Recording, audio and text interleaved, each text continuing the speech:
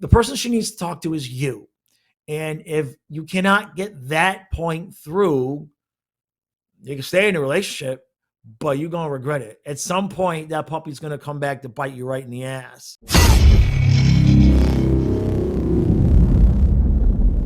All right, so today I want to talk about something that is probably one of the biggest red flags that you will find when you're beginning a relationship with a lady. And it's not one that you hear a whole lot about.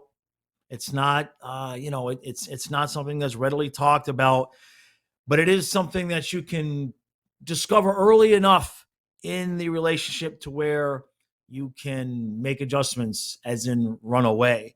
And what I am talking about is um, looking for signs. Now, generally speaking, on this channel, I try to be as fair as I can and say, okay, look, men do this, women do this sometimes, but in this case, it really, in my experience, has been almost an exclusively female thing. So let me explain what I mean.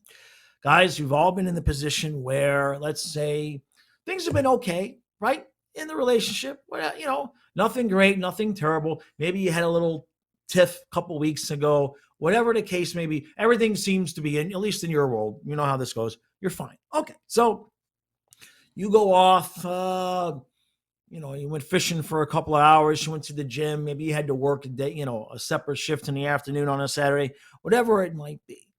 And unbeknownst to you, your girlfriend, significant other, she'd been thinking, which we all know can be a dangerous thing sometimes. No offense, ladies. You'll hear what I mean. So she's been thinking, and she's got some questions about, well, how do you feel about this? And, how do you feel about that? How do you feel about her? Whatever it might be. And maybe in the last week or two, as an example, maybe she's been talking about, hey, look, we've been spending maybe a little bit too much time together. Maybe we need to get a little bit more alone time separate from each other so we can come back together and be more appreciative of each other's company. So you go off, you go fishing, you go to work, whatever it is. And she stays home and she's thinking and she's ruminating over things. And then she says, you know what? I'm going to ask God for a sign, or I'm going to ask the universe for a sign. I need a sign to know, how does he really feel about me? Give me a sign. Of course, you don't know this, right? So you're out doing everything you're doing, and you start thinking about what she says, and all right, so we've been spending a lot of time together. Maybe she's right. So you call your brother. You say, hey man, game's on tonight. I think my girl could kind of use a little bit of time to herself. Maybe I'll come over to your house and watch the game. Sure. All right, click. Boom. All right. You come home, you walk in the door, and you say, hey babe, talk to my brother. I'm gonna go ahead and watch the game over at his house tonight. And all of a sudden, out of nowhere, she's an emotional wreck. She's losing it on you. And you're left, your head is spinning like, wait, what am I doing? Well, what's going to be the first things out of her mouth? I asked for a sign from God. I asked for a sign from the universe to show me how you feel about me. And as soon as you walk in the door, you don't want to spend any time with me tonight. You're going to go watch football with your brother. So fine.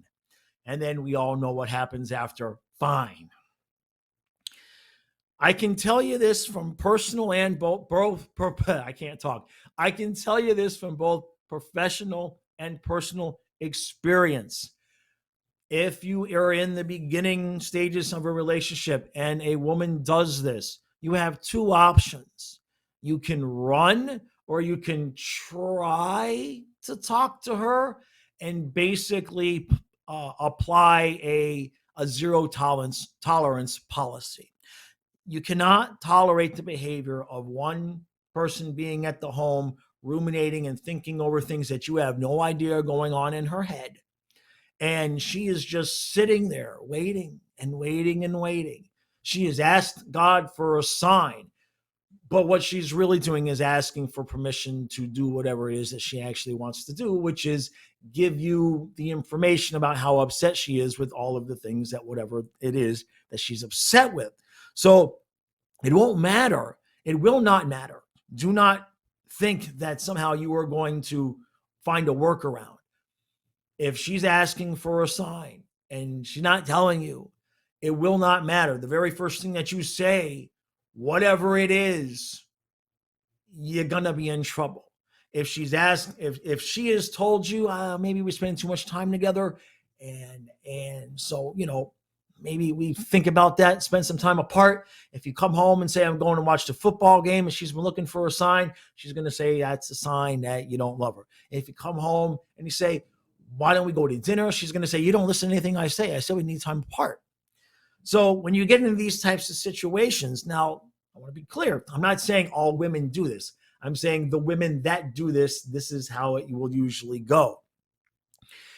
You're not going to be able to work yourself out of this. You can either run right then and there and be like, nope, I'm not going to be beholden to this type of behavior, to this type of control, or you can, if it's the first time that it's happened and it's a new or relationship, you can try to sit her down and say, look, we're going to live this relationship in reality. If you have a question about how I feel about something, you ask me.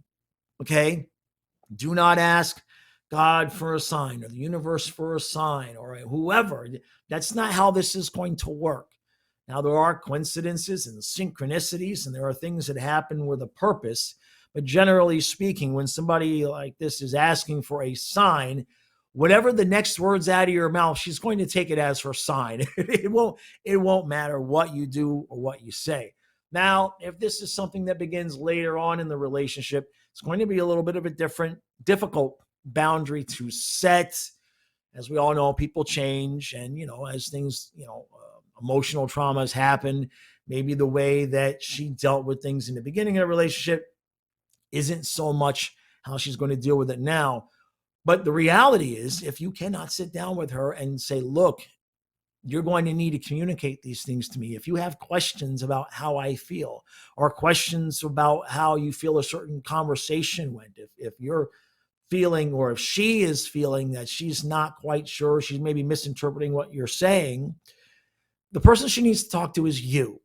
And if you cannot get that point through, you can stay in a relationship, but you're going to regret it. At some point, that puppy's going to come back to bite you right in the ass. And it's going to hit you when you least expect it. You are going to, maybe you're not going to think things are perfect, but that's right when it strikes. When there's maybe just a small underlying, just a little bit of tension about a particular subject. If she's being quiet with you about it, maybe she's talking to her girlfriend about it, maybe she's talking to her mom, but she might also just be sitting at home asking the universe for a sign. And when you walk in and say, hi, babe, she'll find a way. She'll find a way to have that be a wrongdoing on your end. So like I always say, take your time when you're getting into the relationships, discover these things as you go. And the last thing I'll say is, men, we all do it, especially early on in the relationship. We all do the thing. And the thing is, we recognize an issue. We recognize something that might not be really copacetic with our boundaries and how we want to run things. And we will overlook it, because who wants to have relationship number 3 and number 4 and number 5, right? We all, if we like this person, we want to try to make it work, and we want to try to be as negotiable as we possibly can. So we generally, especially as men, we don't look at like one thing and be like, okay, that's it, I'm out. But you do have to build your awareness. You do have to, okay, that's something I need to keep an eye on. And then if you start getting to 2 and 3 and 4 and 5 things, of that thing, now that's more about not just keeping an eye on it, but now it might be time to either have a discussion, or just, if it's early on in the relationship enough, realize we might not be right for each other.